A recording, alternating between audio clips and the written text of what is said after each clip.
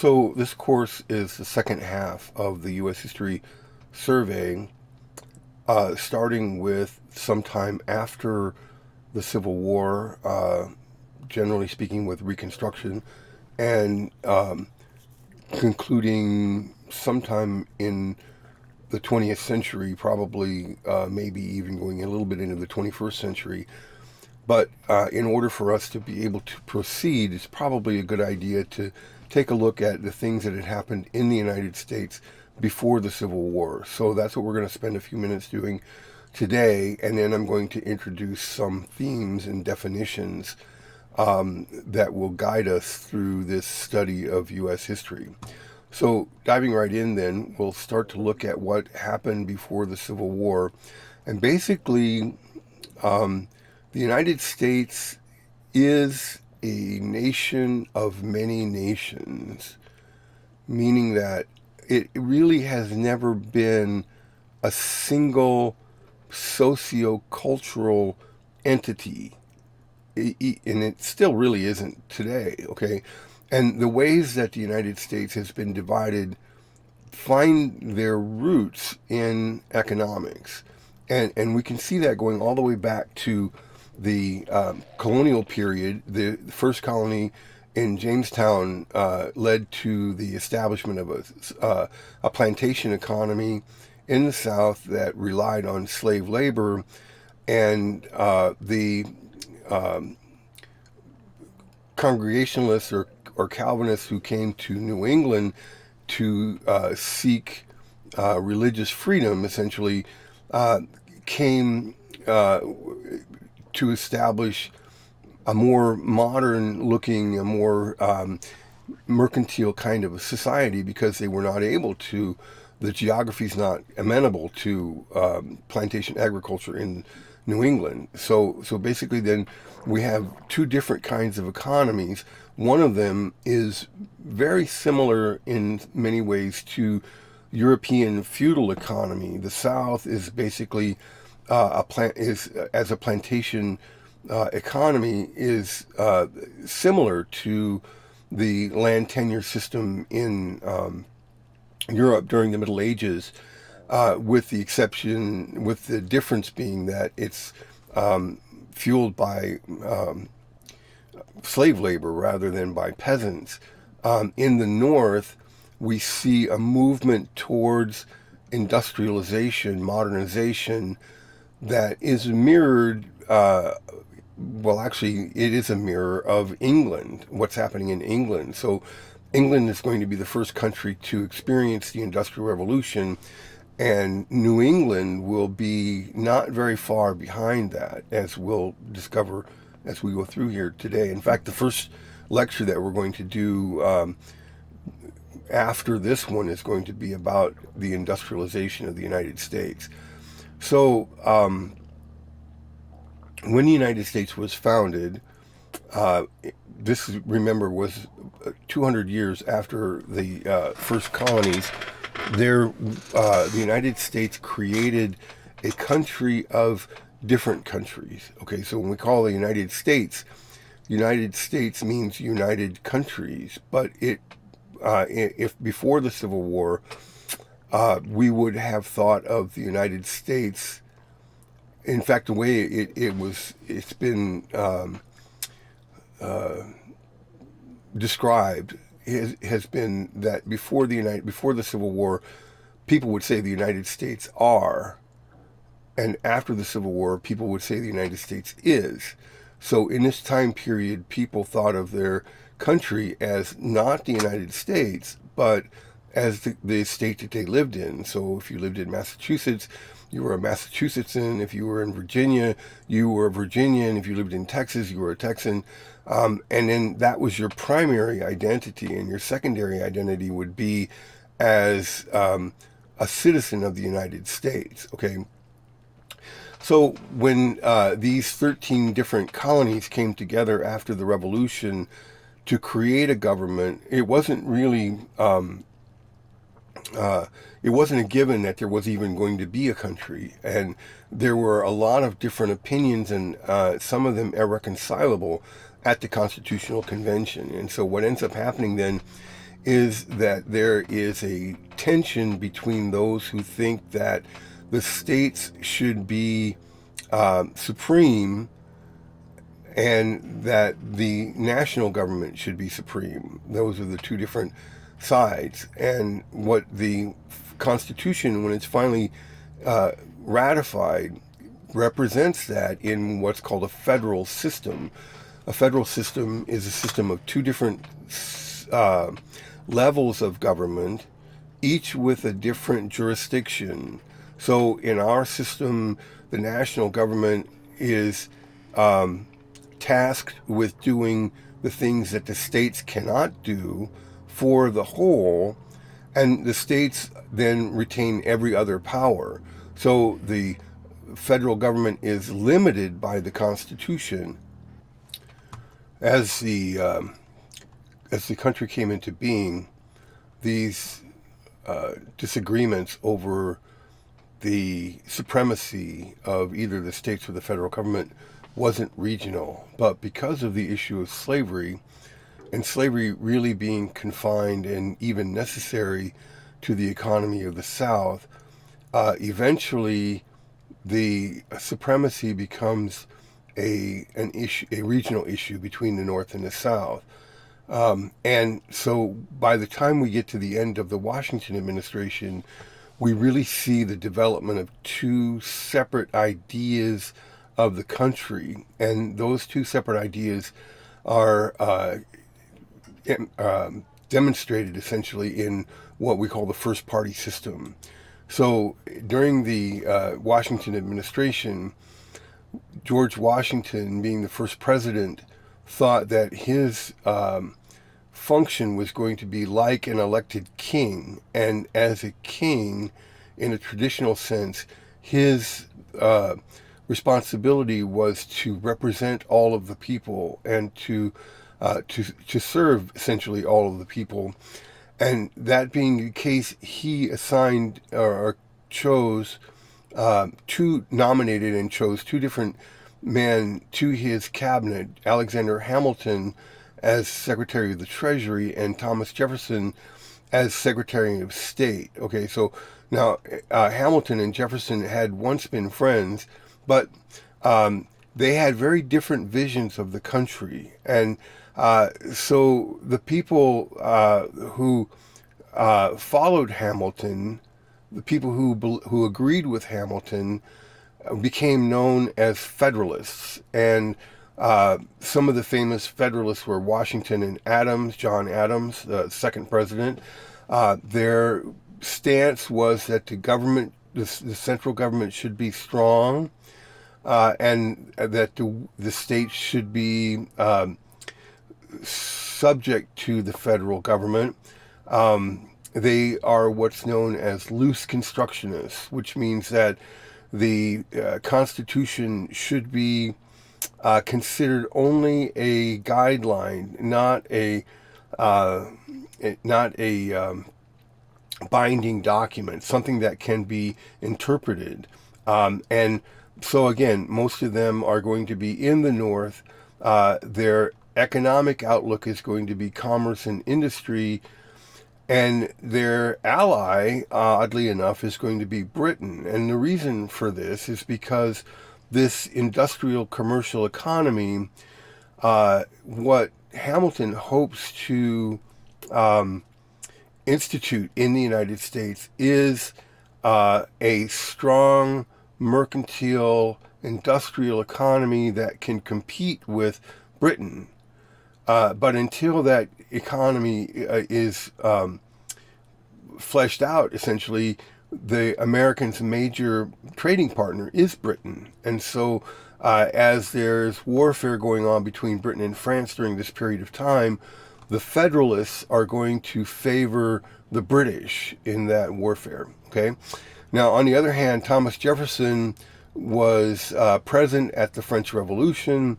He was very much enamored with the idea of radical democracy, and his the people that agreed with him ended up being called Democratic Republicans. And one of the things that you're going to find interesting, and we'll see this coming up pretty soon in the course, is that both the Democratic Party and the Republican Party uh, trace their roots to Jefferson, even though the Democratic Party really was founded by Andrew Jackson and the Republican Party by Abraham Lincoln. Okay, so some of the more notable Jeffersonians or Democratic Republicans were Madison and Monroe. Both of them are going to be president. I think that they're 4 and 5.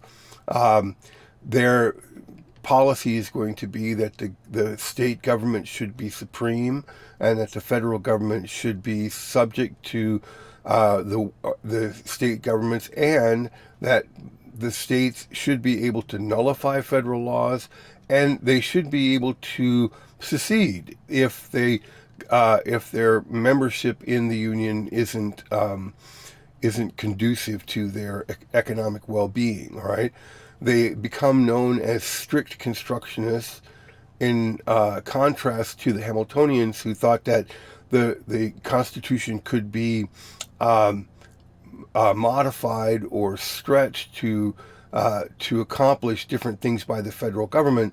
The Jeffersonians believed that the Constitution should be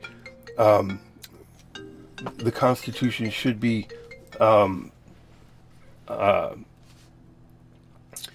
uh, interpreted as is, or not interpreted really, just that it's a strict guideline, and that if the Constitution says that it can be done, then it can, otherwise not. And so most of the Jeffersonians are going to end up living in the South, and their economic outlook is going to be agricultural. Okay, now this is kind of different. I know I told you that the South was the economy of the South was based on plantation agriculture. Jefferson's idea of agriculture was different. Jefferson's idea was that the model citizen would be a single family farmer who would be able to produce enough on his farm to be able to support his family, with a little bit left over for trading for luxuries, and that if the country was made up of these middle class farmers, then that would create a republic of virtue, is what he called it. All right. So now in the wars between Britain and France, Jefferson at first is going to be on the side of the French because of the ideology, but eventually even he will turn against the French. That's a different story, and we'll talk more about it a little bit later in the course, okay? But now, when we look at, I just mentioned ideology, and one of the ways that we can divide these two approaches to defining the United States is by what is the basis of these different points of view. And the Hamiltonian system, or the Hamiltonian outlook, is based on economics, that the United States is a great economic power that's going to rival Britain. And Jefferson's point of view is that the United States is a landscape of liberty, and that the main purpose of the government is to ensure that people can live and enjoy liberty, and that the United States shouldn't be involved in world affairs, okay? Other than that, the United States might be an exporter of revolution, all right? So, so those are the two different ideas. And one of the interesting things that we're going to see as we go through our course is that these two ideas really represent American politics, going all the way back to really the beginning of the 19th century. All right, so even today we see two different kinds of takes on what is the United States. Is the United States a great industrial imperial power, or is the United States a beacon of freedom and liberty? And that's never been settled. Instead, what happens is that it becomes the subject of American politics. And so American politics then, if you look at the United States, it sometimes looks like a great industrial giant, and sometimes looks like a beacon of liberty and democracy.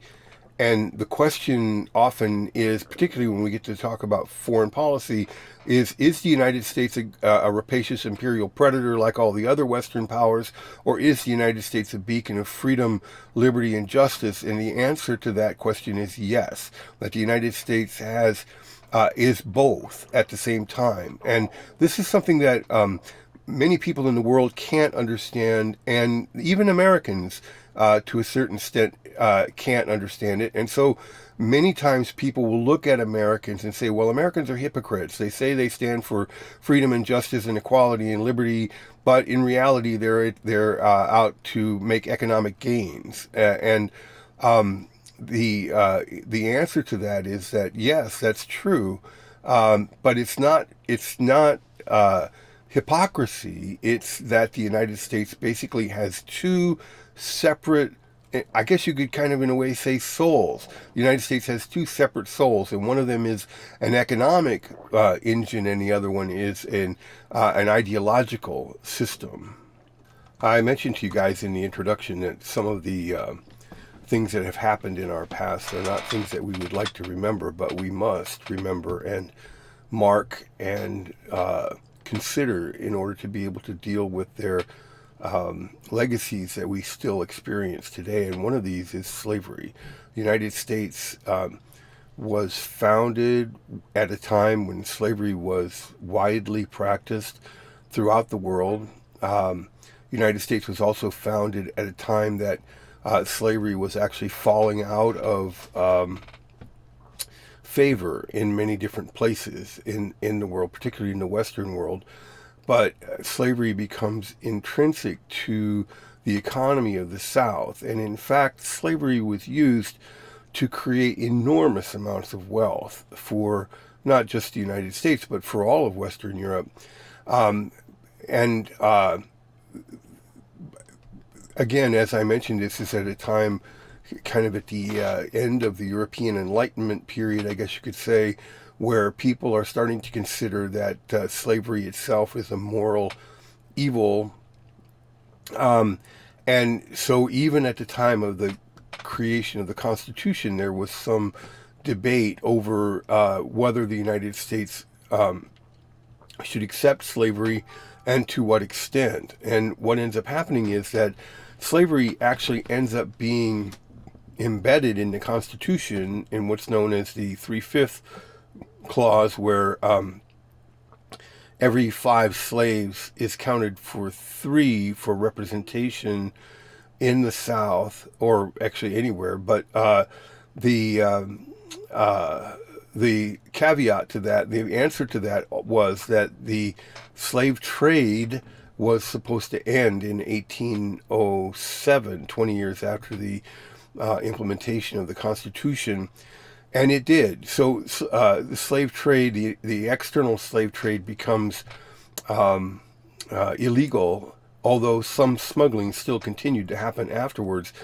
But the majority, so the idea behind that was that the slavery itself would dwindle because there was no new supply of slaves. But the United States developed a kind of unique, or actually not kind of, but unique system of slavery, wherein the slave population was self-propagating. Most places where you introduced slaves, the slaves did not reproduce, and so after a generation they would be wiped out. But in the United States, slaves did reproduce, either amongst each other or often with the assistance of the slave owner.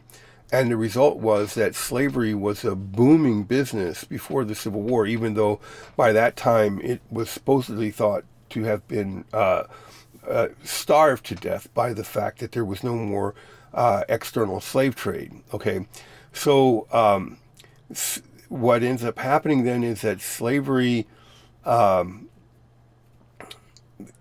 becomes a central issue in American politics before the Civil War, and that it becomes a more nuanced issue, not much more, but a little bit more nuanced issue after the Civil War in terms of civil rights. Okay, the United States has always wrestled with the consequences of racism, and this is something that we still wrestle with to a certain extent today. I know that there are some people in this country who think that we should not be talking about that, that we should just ignore it, we should forget it. It's all over. Slavery's all over. We haven't had slavery in a long time. There's actually some argument against that. But the main thing to say is that the fact that we're trying to cover up our racist past tells us that we have not gotten over racism, and it's something that we'll need to address in this class. So, just to kind of wrap up the little survey that we're having of before the Civil War, we can talk a little bit about foreign policy. We'll talk a little bit more about that this morning, and we'll spend quite a bit of time talking about that during the course, all right?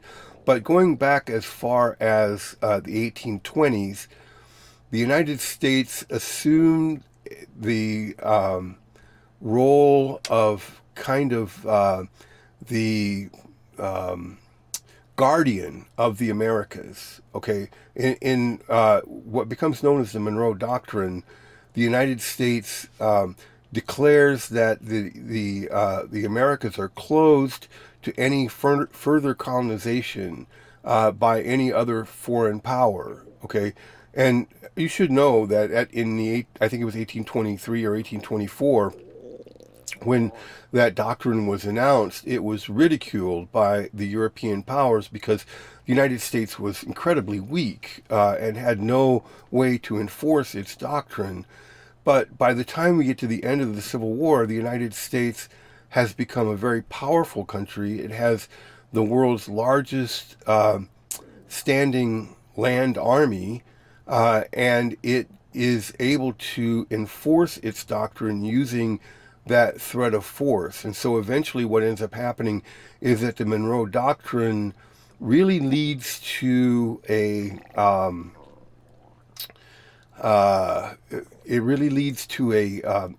acknowledgement by European powers that the United States is hegemonic in the Americas. All right. Now, the other thing that kind of drives American foreign policy during the first part of the country, the early republic, is what's known as manifest destiny. And most of you guys think of manifest destiny as the right to conquer the United States from the Atlantic to the Pacific, given to Americans by God. And it's kind of, I mean, that's one way of thinking about it. That's not the original way of thinking about it. The original way of thinking was that eventually, essentially everywhere would be would be ruled in like manner to the United States, meaning that it would be ruled as a liberal government or a government of democracy, secularism, and capitalism. All right, and the phrase "manifest destiny" was actually defined in a newspaper article in 1844, I think 1844 or 1845. And in actually a magazine article, and the magazine article declared that it was the manifest destiny of the Americas to spread, or not necessarily of the United States, but of the American system. And so what manifest destiny at that point thought was that eventually all of the North American continent, and maybe other places in the world, there wasn't really any geographic limit, would be ruled in like manner to the United States. But after the Mexican-American War, this ideal was used by President Polk as a kind of a call to conquer. And so what ends up happening is the United States, once it acquires the American Southwest from Mexico, President Polk will declare that it was America's manifest destiny, And the proof of that would be that after the United States claims California, they find gold. All right. So anyway, that's the kind of rundown on Manifest Destiny, a very short one, obviously. But what you'll notice here is that you'll see this split personality in American foreign policy just as you see it in American domestic policy. And so, on the one hand, people think of Manifest Destiny as this idealistic, kind of ethereal goal of all the peoples of the world. And on the other hand, people think of Manifest Destiny as a means of expanding and growing the American economy. And so that's, again, this idea of a split personality that the United States has, that it still has up to this day. And that's one of the things that we'll kind of look at and note as we go through this course. All right. So now the effects of Union victory basically are, as I wrote here, that the U.S. Is free to become a major industrial power. What happens is that the economic rivalry between the North and the South will be settled by the South essentially becoming an internal colony to the North. So basically, that what that means is that the North becomes a manufacturer of goods, a producer of goods, and the South becomes the supplier of labor and resources to create those goods.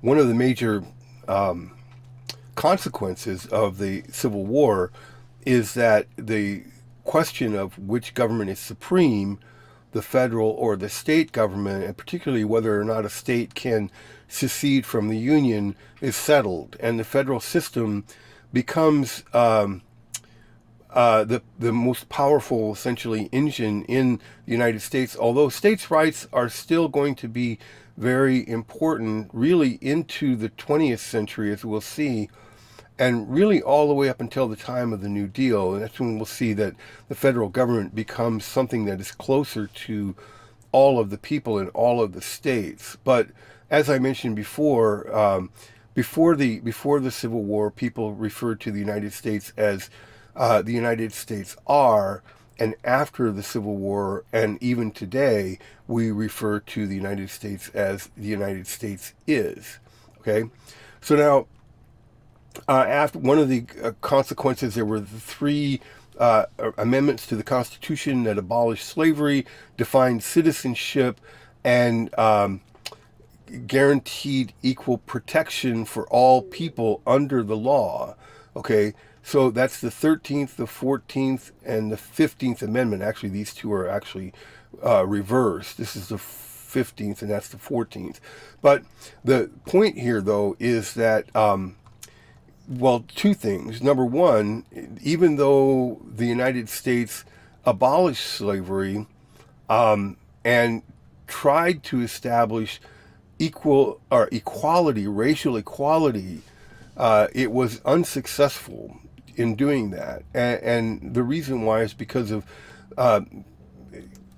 efforts by people in the American South and other places, really, that tried to circumvent the restrictions that were placed on states based on the abolition of slavery. And we'll talk about how that happens.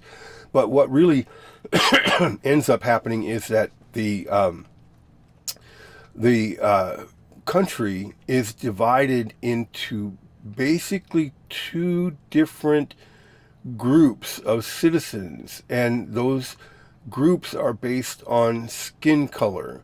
And so what we'll see happen, particularly in the South, although it's true in many other places as well, is that skin color defines your status as a citizen. And in the South, they established what's known as Jim Crow. Jim Crow essentially is the legal, or the creation of a legally defined inferior class based on skin color. So the way that it works out, the Jim Crow laws essentially will define people with black skin, people of African descent, or even sometimes, if you could think of it, people with black blood, even though there really is no such thing, as inferior, and they're not afforded the same equal rights as whites. And this is a situation that will persist for almost 100 years after the Civil War. And it's not going to be until really World War II, that civil rights then becomes an issue that is addressed by the nation. Okay, and that's something that we'll be looking at as we proceed in the course. One thing about foreign policy before, or actually after the Civil War, really all the way up until, say, the 1880s, is going to be that American expansion was focused on the American West, and the United States essentially had bought or conquered an empire early in the 19th century and spent most of the 19th century exploiting that conquest for its economic benefit. But by the time we get to the 1890s, the West is essentially assimilated, I guess you could say, into the United States. And so Americans look beyond America's borders for further opportunities to expand. And we'll see then, beginning in the 1890s, the United States starts to impose its power, or to not, I guess, I guess we'd just have to say impose its powers in different areas of the world, and becomes a colonial power. Okay, and that like every other colonial power at that time, the purpose of the colonies, or the purpose of the empire, was to support American industry and commerce. Okay, so the United States becomes part of the imperialist club, part of the colonialist club, even though it will claim not to be, because American colonialism is going to look quite a bit different from European colonialism, even though the effect is going to be the same. So that's pretty much it for our little survey of what happened before the Civil War. If you have questions, send me an email. That's really kind of the only way that you can get a hold of me. And then we'll be talking next about some themes that we'll be following for the rest of this course.